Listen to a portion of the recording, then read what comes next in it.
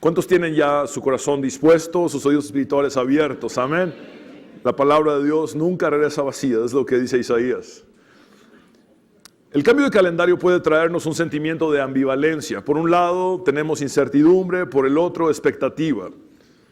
Eclesiastés es un libro del Antiguo Testamento que tanto la tradición judía como la tradición cristiana atribuyen a la autoría de Salomón, el segundo personaje más sabio de la historia. Y digo el segundo porque Jesucristo contiene en él toda la sabiduría. Él es el dueño, señor y creador de la sabiduría. Ahora, Salomón fue bendecido por Dios con una sabiduría divina en él. Y sería maravilloso poder recibir grandes consejos para este nuevo año que estamos empezando. Sería realmente impresionante poder hablar con alguien tan sabio como este Salomón y decirle, bueno, ¿qué nos recomiendas para esta nueva década? Y formidable sería también tener una máquina del tiempo en la que pudiéramos retroceder 3000 años, encontrarnos con Salomón y tomarnos un café. Bueno, acabo de decir un sacrilegio histórico porque el café no se bebía en esa época. Pobrecito Salomón. Pero no voy a decir tomarnos un vino tampoco, tomarnos un vaso de agua con Salomón y decirle, bueno, Salomón, dame unos buenos consejos, por favor, ante lo que viene en el futuro. ¿Qué debo hacer? Y bueno, la buena noticia es que no necesitamos esa máquina del tiempo porque la palabra de Dios permanece para siempre. Y podemos acercarnos al texto bíblico inspirado por el Espíritu Santo a este hombre tan sabio que sigue vigente. Es un texto que no caduca. Entonces vamos a ver hoy lo que son los consejos prácticos ante la incertidumbre del futuro. Ese es el título de este mensaje. Podemos leerlo todos juntos en voz alta. Consejos prácticos ante la incertidumbre del futuro. A menudo la porción del capítulo 11 de Eclesiastés que estudiaremos hoy ha sido interpretada como una serie de proverbios que presentan máximas sobre la vida cotidiana que se ocupan meramente del comercio marítimo y la agricultura. Sin embargo, es importante notar que la intención del autor, del predicador, como se define a sí mismo Salomón en este libro, el Coelet en hebreo, es predicador en español, son palabras del predicador, es así como él empieza. Entonces, este predicador lo que está buscando es ir más allá de las aplicaciones del comercio marítimo y de lo que es la agricultura. Él quiere llevar esos principios a la totalidad de la vida. Entonces, no debemos estancarnos en los detalles, sino que tenemos que lograr el discernimiento de hacer un puente con nuestra realidad y contexto actual y aplicar esto a la totalidad de la vida que Dios nos ha dado. Ahora, el predicador reconoce que el futuro es de Dios y que los seres humanos estamos limitados al no poder predecir lo que nos depara el mañana. Por lo tanto, el autor nos brinda consejos prácticos sobre cómo actuar en el presente frente a la incertidumbre del futuro. Salomón nos diría, no te preocupes, toda la sabiduría que Dios me ha dado no me sirve para poder saber lo que va a pasar el día de mañana.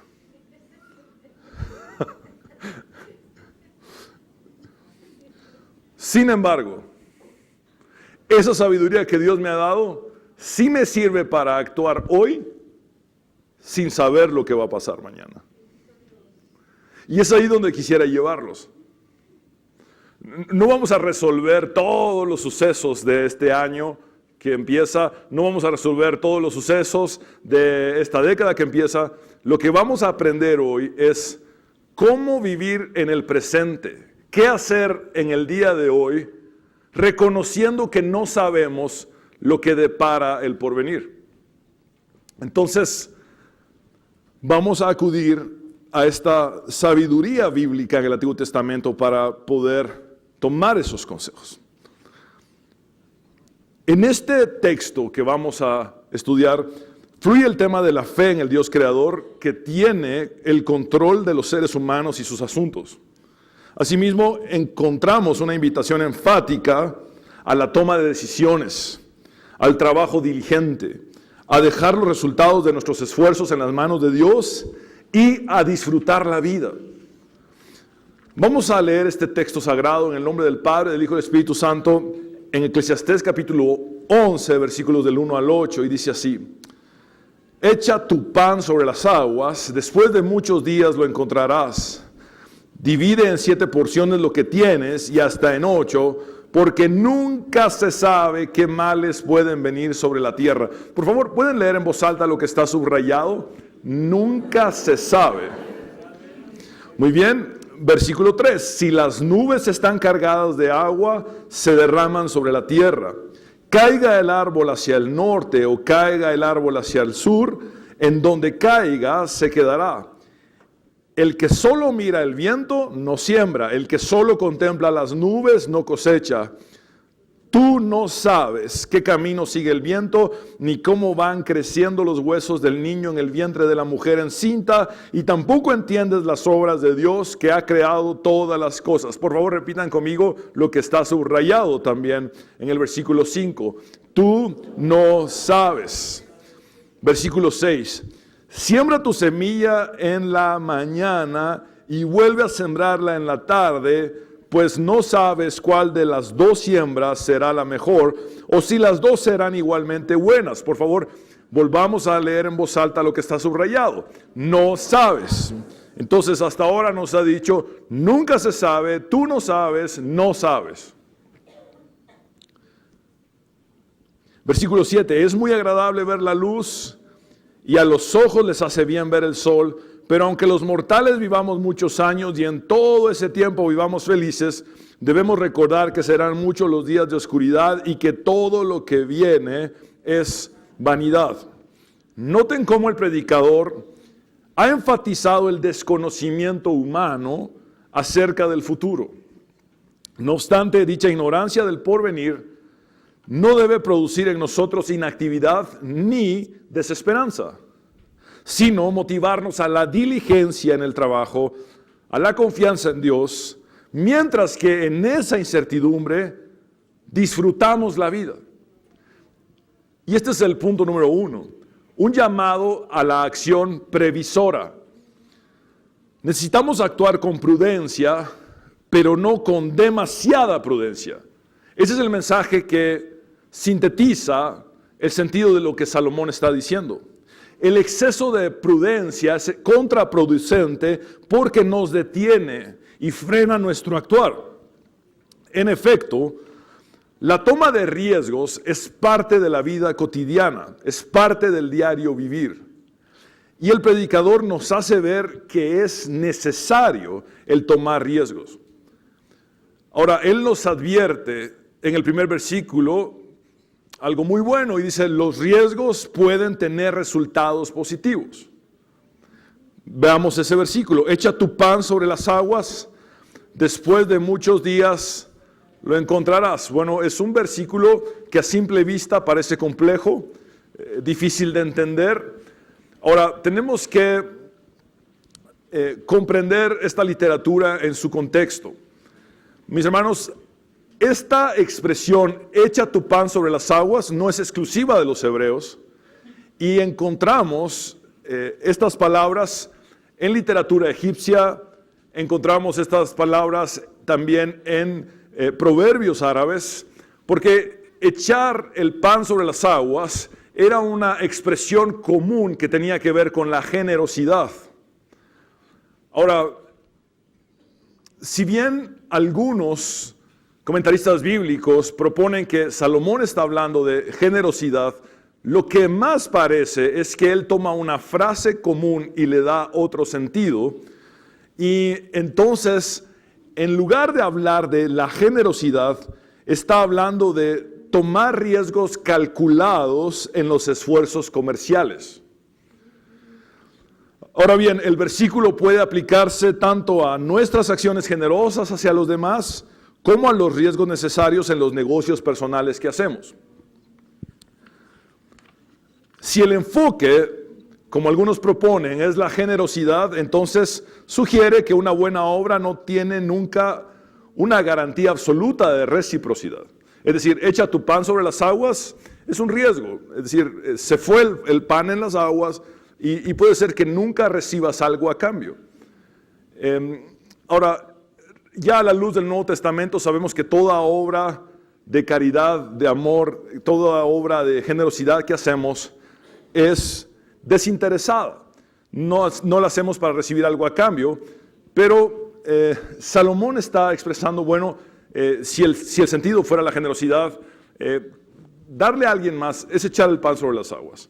Es incierto si lo recuperarás, pero cuando prosigue con el proverbio, dice, después de muchos días lo encontrarás. Esto implica que muchas veces las buenas acciones que realizamos retornan a nosotros de alguna manera. Quizá no de parte de la persona o de las personas a las que ayudamos, pero sí Dios bendecirá siempre el bien que hacemos a otros. Él nos dijo amar al prójimo como a nosotros mismos. Ahora, si el enfoque es el comercio marítimo, como la mayoría de eruditos más acertados, con los cuales yo concuerdo, tenemos que recordar que Salomón obtuvo grandes beneficios de este negocio. Entonces, echa tu pan sobre las aguas significa invierte sobre las aguas. Busca tu pan en el negocio sobre las aguas, es decir, en el comercio marítimo. Es una exhortación a ser astuto y enérgico en los negocios. Recordemos que Salomón tuvo una flota de barcos impresionante que una vez cada 3 años salía desde Tarsis llevando oro, plata, marfil, monos y pavos reales. Yo sé que esa lista también sonó un poco rara en nuestro contexto actual. Es como, sí, ¿qué llevaban los barcos de Salomón? Oro, plata, marfil. Bueno, ahora ya no deberíamos estar consumiendo marfil, ¿sí? Monos y pavos reales. Recordemos que los monos son creación de Dios y los pavos reales también tienen su valor, pero en aquel entonces parece que tenían un valor también económico superior al de nuestro contexto. Ahora, de igual manera, desde el puerto de Esión-Geber en el Mar Rojo, los barcos de Salomón navegaban a Arabia y posiblemente a la lejana India. Entonces, cuando Salomón dice, después de muchos días lo encontrarás, significaba que la recompensa requiere paciencia. Para ver ganancias en el contexto del comercio marítimo, debía esperarse años. Debían esperarse años. Entonces, si cada 3 años salían desde Tarsis las naves o los barcos de Salomón, imagínense cuánto tiempo había que esperar para tener una remuneración. Y es lo que está implicando. Él está hablando de comercio marítimo. De hecho, era tan importante esta industria en aquel contexto que el salmista escribió en el Salmo 107:23, se hicieron a la mar en sus barcos, para comerciar surcaron las muchas aguas. Y un principio de la sabiduría, también acreditada a Salomón, en Proverbios 11:24, dice, hay quien reparte, y esa palabra reparte puede significar tanto dar como invertir, y le es añadido más. Y hay quien retiene lo que es justo solo para venir a menos. Esto implica que la inmovilización de los recursos puede provocar un decrecimiento en estos. El predicador de Eclesiastés, a la vez que fomenta la toma de riesgos de manera previsoria, también nos advierte que los riesgos pueden tener resultados negativos. Él está dando las dos caras de la moneda. Él está diciendo, cuando tomas un riesgo, debes saber, o cuando tomes un riesgo, debes saber que puedes tener tanto resultados positivos como negativos. Entonces, en el caso de que los resultados sean negativos, esto es lo que te corresponde hacer. Versículo 2. Divide en 7 porciones lo que tienes y hasta en 8, porque nunca se sabe qué males pueden venir sobre la tierra. Ahora, si el enfoque fuera la generosidad, como algunos proponen, el hebraísmo, dividir entre 7 y hasta 8, significa darle a cuantas personas puedas. Ayuda a cuantas personas puedas. Sé generoso con cuantas personas puedas. Eso es lo que quiere decir 7 y hasta 8 en la cosmovisión hebrea. Ahora, si estamos hablando, como creemos que es más acertado, del comercio marítimo, lo que Salomón está diciendo es que debemos ser precavidos y cautelosos con nuestras inversiones. Y la Nueva Traducción Viviente lo que hace es expresar el sentido de las palabras de Salomón y lo expresa así: coloca tus inversiones en varios lugares porque no sabes qué riesgos podría haber más adelante. Entonces, divide en 7 porciones lo que tienes y hasta en 8 significa pon tus inversiones en distintos lugares. Ante el desconocimiento del futuro, el autor nos insta a ubicar los recursos en distintos sitios. En nuestro contexto presente, tenemos el conocido dicho popular: no pongas todos los huevos en la misma canasta. Pero podemos rastrear el sentido de ese dicho popular 3000 años atrás, a lo que Salomón nos está diciendo. Ahora, una diversificación de la inversión no solamente aminora los riesgos de pérdida, sino que además puede producir mayores rendimientos. Un ejemplo práctico de una historia bíblica donde este principio es aplicado, lo encontramos muchos siglos antes de Salomón, en tiempos de Jacob. En Génesis 32, 7 al 8 dice: Jacob sintió mucho miedo. Ahora, ¿por qué? Porque su hermano venía con 400 hombres a buscarle. Quería vengarse. En su angustia, dividió en 2 campamentos a la gente que venía con él, lo mismo que a las ovejas, las vacas y los camellos, y dijo: si Esaú viene contra un campamento y lo ataca, el otro campamento podrá escapar. Es decir, si recibía el ataque, perdería la mitad, pero no la totalidad, si dividía en 2 todo. ¿Sí me estoy explicando con esto? Si hubieran permanecido todos los animales y toda la gente junta y el ataque venía, hubiera sido una pérdida total, pero al dividirlos solo se perdería la mitad. Es el mismo principio de sabiduría que Salomón dice cientos de años más tarde. Divide tus inversiones, divide tus recursos, y cuando venga un mal vas a poder salvar algunos de ellos. Ahora, el punto número 2 es el siguiente: un llamado a la acción realista. No solamente actuamos previsoriamente, sino además realistamente. El mundo está lleno de situaciones sobre las cuales no tenemos control, incluyendo los propósitos de Dios. Si bien los planes de Dios para nosotros son de bien y no de mal, mis hermanos, no tenemos control sobre los designios divinos. Dios es soberano y lo que Él determina hacer, simplemente lo hace y nadie lo puede detener, y debemos ser humildes y reconocer eso. El autor pasa de los ejemplos extraídos del comercio marítimo ahora al ámbito de la agricultura, pero les recuerdo, son principios que tienen como punto de partida la agricultura, pero que son aplicados a la totalidad de la vida. Entonces, nos dice ahora: algunos sucesos serán predecibles y otros inesperados. Cualquier agricultor te diría esto. Uno no puede controlar las dificultades de la vida, aun cuando las anticipe, como una tormenta amenazadora. Esto es lo que dice en la primera parte del versículo 3. Si las nubes están cargadas de agua, se derramarán sobre la tierra. Está hablando en el contexto de la agricultura de lo que sería una tormenta amenazadora que puede destruir potencialmente la siembra.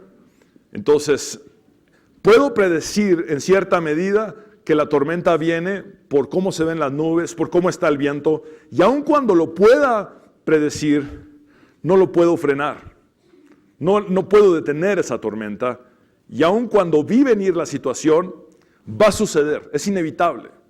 Pero también Salomón habla de cosas aún más incontrolables, como lo son las dificultades que nos sorprenden abruptamente, lo que no esperamos, como la caída de un árbol. Vean la segunda parte del versículo 3, dice: caiga el árbol hacia el norte o caiga el árbol hacia el sur, en donde caiga se quedará. Es muy difícil predecir que un árbol se va a caer.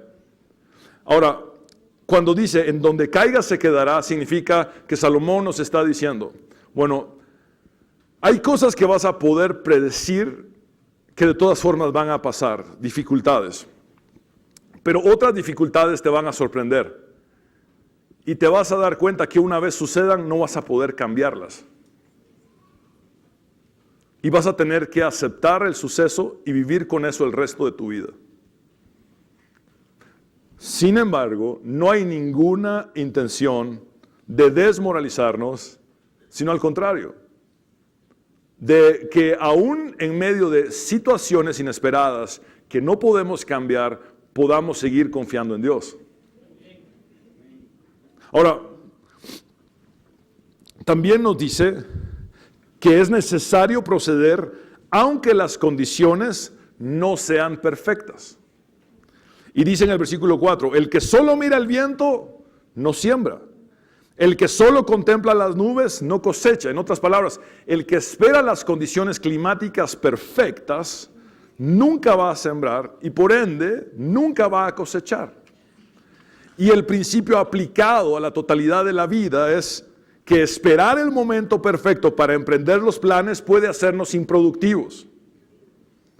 Jones dice que la falta de conocimiento completo no es excusa para la inactividad. Procrastinar, demorar, retardar, retrasar, aplazar, por idealizar circunstancias que no llegarán, nos destina al fracaso.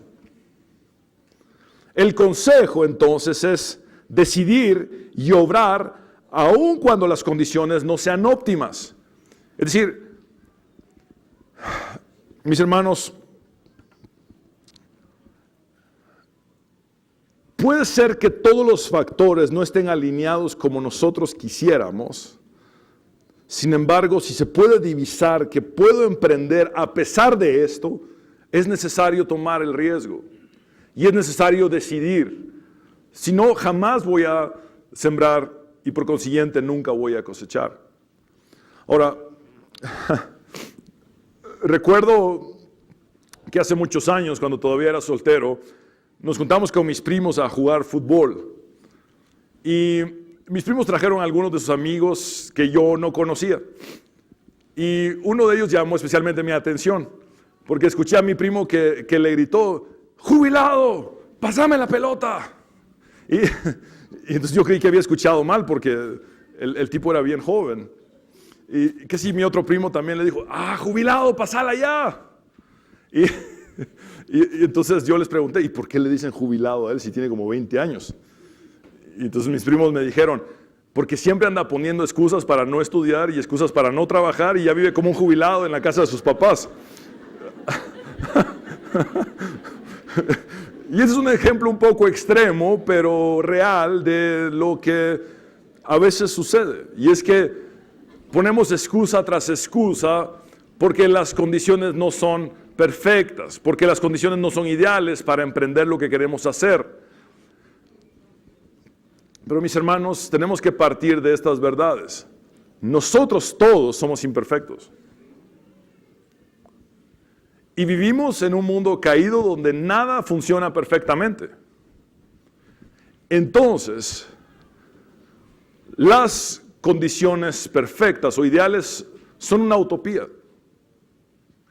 Y debemos entonces decidir actuar, aunque no todo sea óptimo, para poder ver resultados. Entonces, esto nos lleva a lo siguiente, se debe actuar incluso en el desconocimiento.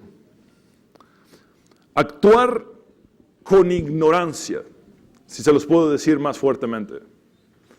Ahora ustedes podrán estarse preguntando, pastor, ¿está seguro de que Salomón era el segundo hombre más sabio de la historia? Sí, y él está diciendo que actuemos con ignorancia. Seamos realistas.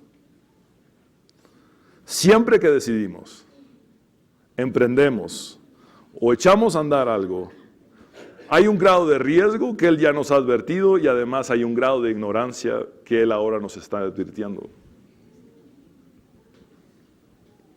Por lo tanto, la invitación es a actuar.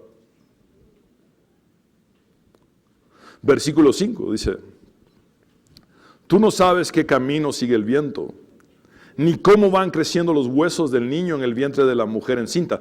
En la cosmovisión hebrea, cómo se formaba un bebé en el vientre de su madre era un misterio inmenso. David lo define como ser entretejido en lo más profundo de la tierra en el Salmo 139. También dice, y tampoco entiendes las obras de Dios que ha creado todas las cosas. Es decir, nos enfrentamos a misterios tanto naturales como sobrenaturales. Y a veces enmarcamos a Dios solamente en lo sobrenatural y se nos olvida que Él ha creado también lo natural y que Él está en absolutamente todo. Nosotros no podemos conocer el futuro, pero Dios está en control de todo.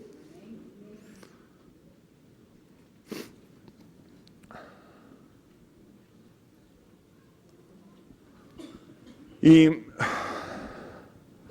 hablando de procrastinar, de posponer, porque esperamos las condiciones perfectas. Mis hermanos, yo me casé a la edad de 34 años y noté que hay un síntoma en los solteros que vamos entrando en más edad y es como que nos ponemos más exigentes, ¿verdad? Si esta muchacha está bien, pero, ¿verdad? Es una excelente persona, pero, y ponemos un pero. Ahora, debo confesar que cuando conocí a mi esposa no pude pensar más y solo me enamoré. Pero,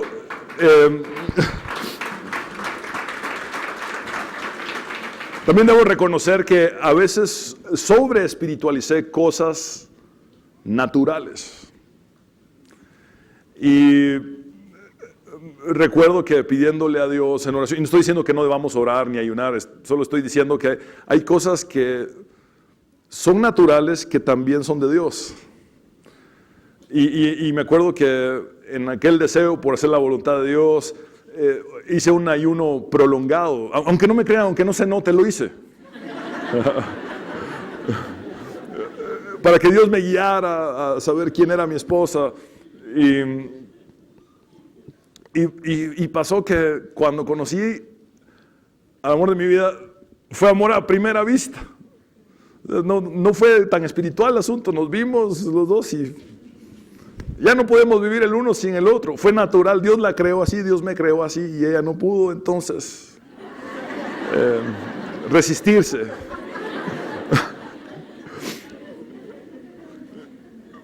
Y luego más nuestros conflictos eran porque no podíamos adelantar más la fecha de la boda, porque sus papás tenían que venir y ya no podíamos estar el uno sin el otro. Y eso fue natural. Pero ella tiene muy buen gusto. Ah, tiene buen gusto. Gracias, hermana, gracias. Gracias, hermana Sonia. El amor, ¿verdad? Nos lleva a ser piadosos también.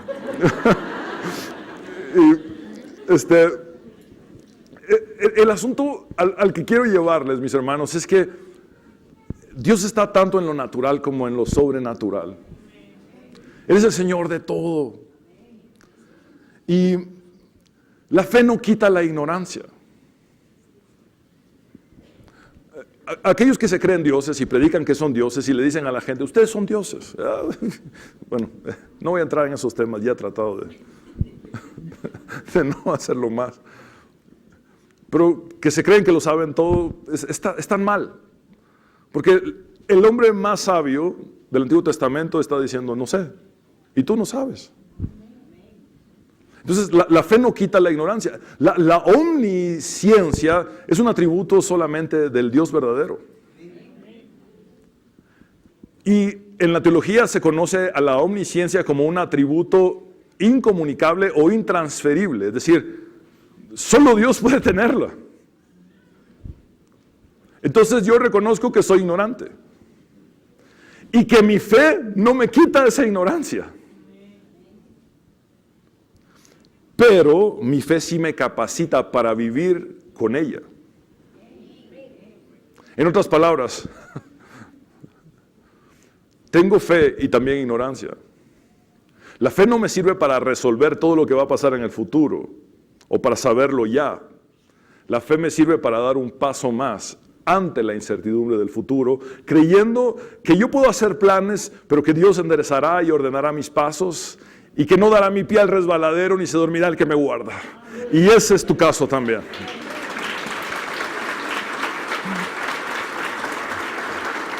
Muchas veces las cosas resultan muy diferentes de cómo las planeamos. Sin embargo, estamos bajo el cuidado de la providencia divina.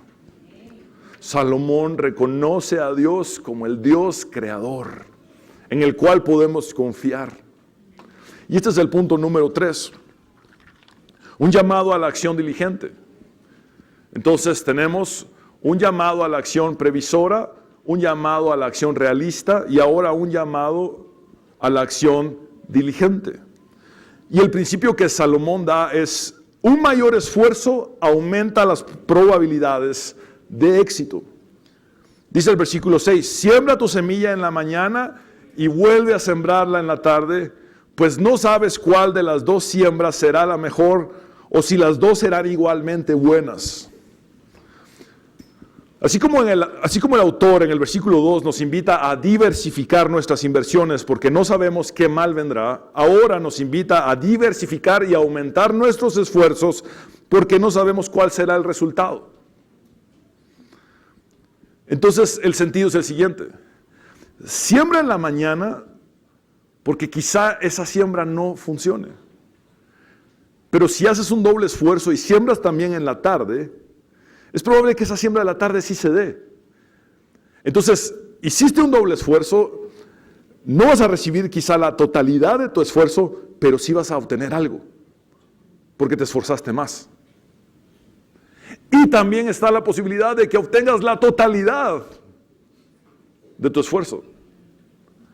Entonces, es un consejo sumamente sabio.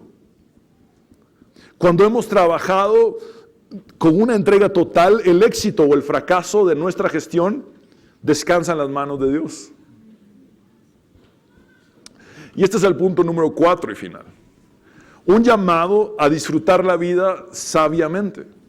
Dice en el versículo 7, es muy agradable ver la luz. Por favor, repitan conmigo: la luz. En este contexto, la luz designa los deleites, los placeres de la vida. Mis hermanos, ¿quién es el creador del placer? Dios. ¿Y quién es el depravador del placer? Satanás. Dios creó el placer para que lo experimentemos, para que lo vivamos, para que lo disfrutemos, en el marco de cómo Él creó las cosas y de sus preceptos y designios divinos. Entonces, la máxima expresión del placer no está en el pecado. La máxima expresión del placer está en disfrutarlo a la manera de Dios. Satanás ofrece un pseudo placer que termina en destrucción porque lo tergiversa. Ahora, qué maravilloso que el creador del placer te diga: yo quiero que disfrutes, que te deleites. Y eso es lo que implica disfrutar la vida. Y cuando dice, y a los ojos les hace bien ver el sol, esa frase es muy profunda en el hebreo. Y a los ojos les hace y a los ojos les hace bien ver el sol. Significa no solo vivir, sino vivir con alegría. Mis hermanos, no vivimos por inercia, no vivimos en piloto automático, no vivimos en sobrevivencia. No vivimos porque ni modo, ya me desperté otro día, ¿verdad? Y a entrarle, ¿verdad? No, el mensaje es, además de vivir, vivir con alegría.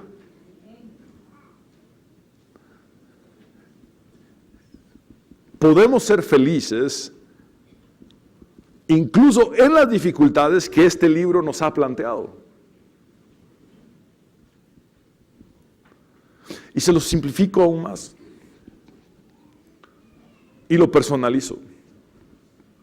Puedes ser feliz en la imperfección.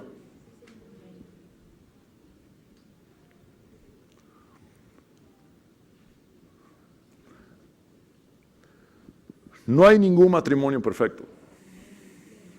Porque no hay ninguna persona perfecta. Solo Dios es perfecto. Cuando dos personas imperfectas se casan, ¿cuál es el resultado? Un matrimonio imperfecto. Entonces, aquí está la invitación. En nuestra imperfección, seamos felices y disfrutemos la vida.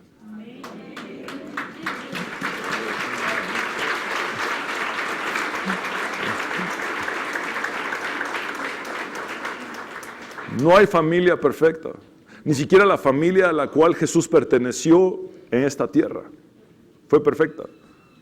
Sus hermanos no creyeron en Él. Creyeron que estaba fuera de sí. Hasta después ellos vinieron al conocimiento de que Él es el Cristo, el Mesías. Pero entonces, ¿cuál es la invitación? Tu familia no es perfecta, pero disfruta la vida con tu familia. Sé feliz con tu familia. Si condicionas tu felicidad a la perfección, nunca vas a ser feliz, porque nada funciona perfectamente bajo el sol. Ese es el mensaje de Salomón.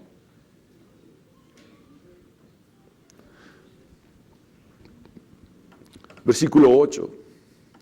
Pero aunque los mortales vivamos muchos años y en todo ese tiempo vivamos felices, debemos recordar que serán muchos los días de oscuridad. Y oscuridad aquí representa días difíciles, días malos, días complicados e incluso la muerte.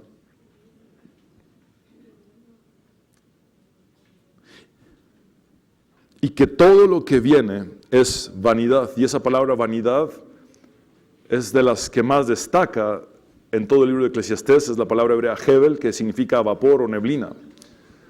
Cuando el predicador dice vanidad de vanidades, todo es vanidad, está diciendo vapor de vapores, todo es vapor. ¿Cuál es la peculiaridad del vapor? El vapor se desvanece, es efímero, es pasajero, cambia de forma abruptamente, o no tiene forma, o no se entiende, no lo puedes tomar, ni controlar, ni retener. Es decir, ese es el sentido que él le está dando. Se te escapa de las manos. Bajo el sol todo es así. Por eso debemos apuntar a aquel que está sobre el sol. No poniendo nuestra mirada en las cosas de la tierra, sino en las del cielo. No en las cosas de abajo, sino en las de arriba. No haciendo los tesoros en la tierra, sino tesoros en el cielo, como dijo Jesús. Y lo maravilloso es que Dios es también omnipresente. Él no solo está sobre el sol, sino también debajo del sol, aquí con nosotros, con el humillado y quebrantado. Ahí está Él.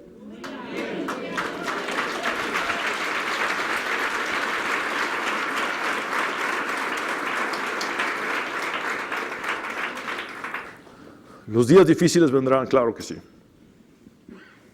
Por supuesto. No predico un falso evangelio. Las pruebas vienen.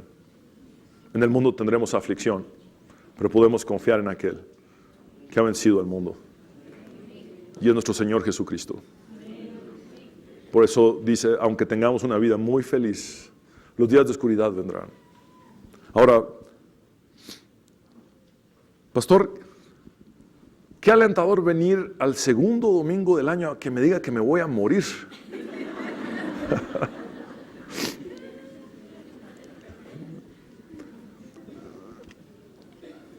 En la literatura de sabiduría del Antiguo Testamento,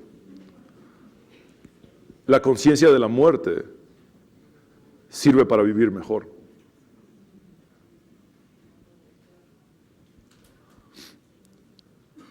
Es decir, saber que moriremos produce en nosotros una mejor disposición y apreciación de la vida.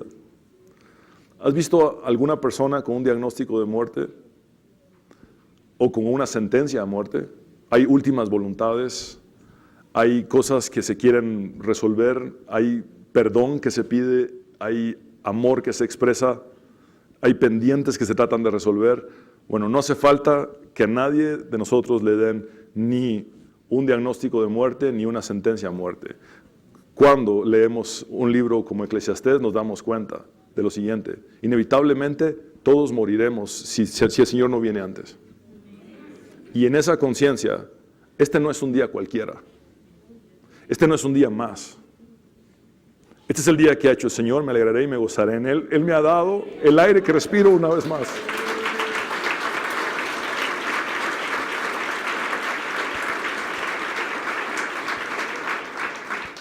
Este es el día en que puedes decirle, como esposo imperfecto a tu esposa imperfecta, te amo. Este es el día en que como padre imperfecto puedo decirle a mis hijas, las amo. Este es el día en el que como un pastor imperfecto puedo decirles a todos ustedes como congregación, les amo.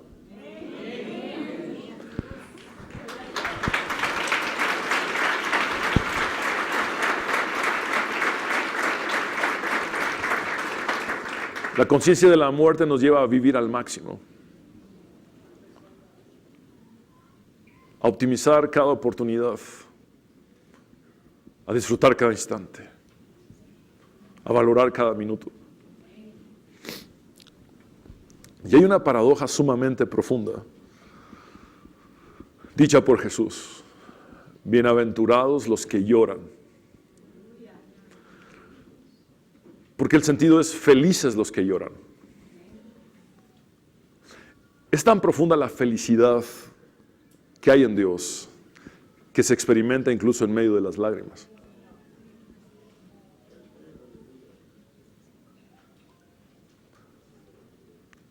Puedes confiar en Él. Puedes creer en Él ante la incertidumbre del futuro.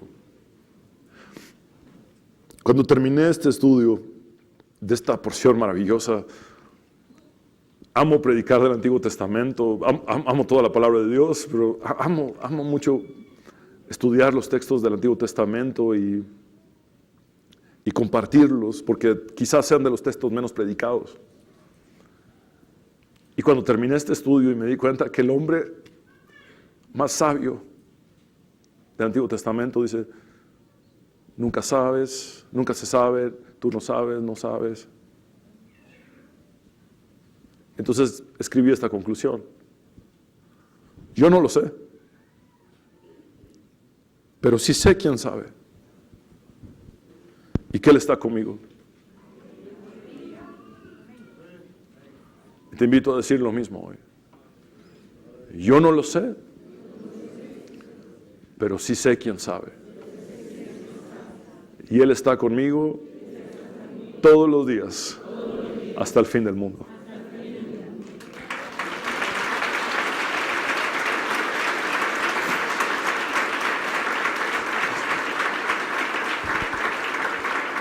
Les invito a que nos pongamos de pie, mis hermanos, vamos a orar. Gracias, Señor, por hablarnos en tu palabra. Cuán hermoso es conocer la sabiduría divina. Gracias, Jesús, por ser real en nuestras vidas. Señor, hoy entendemos que los riesgos son parte de la vida. Algunos riesgos tendrán resultados positivos y otros negativos. Y la Biblia nos manda a tomar riesgos con prudencia, con previsión.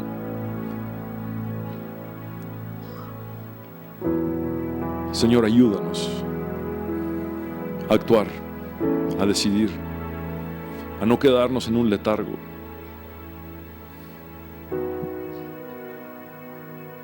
Señor, gracias porque podemos diversificar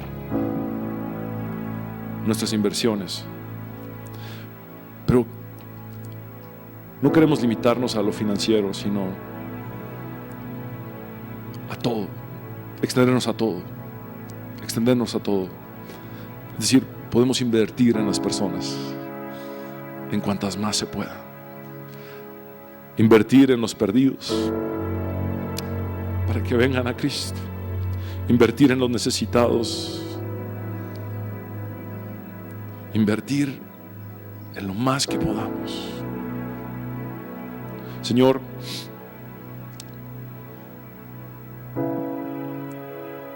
gracias porque podemos tomar una acción realista al reconocer que no estamos en control y que experimentaremos sucesos predecibles, pero a la vez inevitables. Otros sucesos y dificultades nos van a sorprender, y donde caiga el árbol ahí se quedará. Es decir, no lo podremos corregir y deberemos aprender a vivir el resto de nuestras vidas con esa situación. Pero no estamos solos. Tú estás con nosotros. Señor, gracias por enseñarnos que no es necesario tener condiciones perfectas para actuar. Y hoy te pedimos perdón si hemos procrastinado, si hemos pospuesto y si hemos dejado para después lo que debimos haber hecho hace mucho. Hoy nos comprometemos a actuar delante de ti. Hoy queremos actuar. Hoy queremos decidir. Porque no decidir ya es decidir. Señor, incluso actuaremos en ignorancia. Actuaremos con desconocimiento. Porque nunca llegaremos a tener conocimiento total de cuáles serán los resultados de nuestras acciones. Por eso el hombre más sabio del Antiguo Testamento nos dice: actúa aunque no sepas. Señor,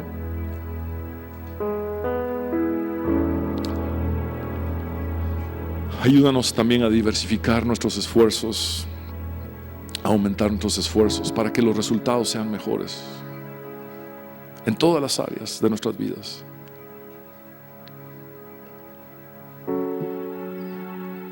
Y gracias por esa invitación a disfrutar del placer y los deleites creados por ti a tu manera. Gracias por esa invitación a no vivir por vivir, sino a vivir con alegría, con intención. Y por sobre todo, gracias por enseñarnos que la felicidad es posible en la imperfección. Quizá esto es lo que alguna pareja necesitaba escuchar hoy. Quizá esto es lo que algún matrimonio necesitaba escuchar. Y proponerse intencionalmente: tú no eres perfecta, yo no soy perfecto. No somos perfectos, nuestro matrimonio tampoco es perfecto, pero vamos a ser felices en la imperfección. Quizás seas una persona viuda o divorciada, o una persona soltera, y la invitación es a ser feliz en cualquier imperfección que estés experimentando. Si las cosas no son como las planeaste, aún así, la invitación es a ser feliz. Señor, gracias por eso. Gracias por esa convicción. Señor, los días de oscuridad vienen, las pruebas van a venir, las aflicciones van a suceder, pero estamos seguros en ti. Tú eres nuestra roca. Tú eres nuestra fortaleza, nuestro pronto auxilio en las tribulaciones. Podemos confiar en ti, podemos descansar en ti, Señor.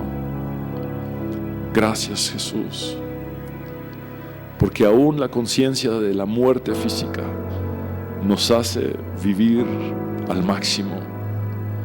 Ayúdanos a que cada mañana podamos estar conscientes de que no es un día más. Líbranos de la rutina, líbranos de la monotonía, sácanos de la depresión, de una vida sin sentido. Y enséñanos que hoy es el día que tú has hecho, y cada día es el día que tú has hecho, y que podemos volver a respirar y podemos volver a ser felices en nuestra imperfección. Quiero hablar contigo, hombre y mujer, que necesitas a Cristo. Quizás postergado, has pospuesto tu encuentro con el Señor y Él ha estado llamando a la puerta y necesitas abrir tu corazón y decirle: ven a mí, Cristo Jesús, sálvame. Él dijo que así como el médico no ha venido a buscar a los sanos sino a los enfermos, Jesucristo vino a buscar a los pecadores sino a los justos. Por eso, entrégate tal cual estás a Él, ríndete a Él, dale tu vida así como estás, que es precisamente a lo que Él vino, a buscar y salvar lo que se había perdido.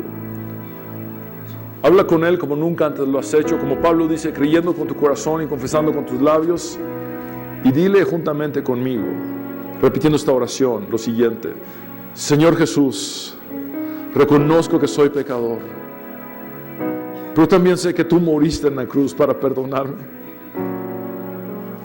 y que me has limpiado con tu sangre de toda mi maldad. Creo en ti, creo en tu resurrección al tercer día. Hoy recibo la vida eterna. Sálvame, Jesús. En tu nombre, Señor, hemos orado. Amén.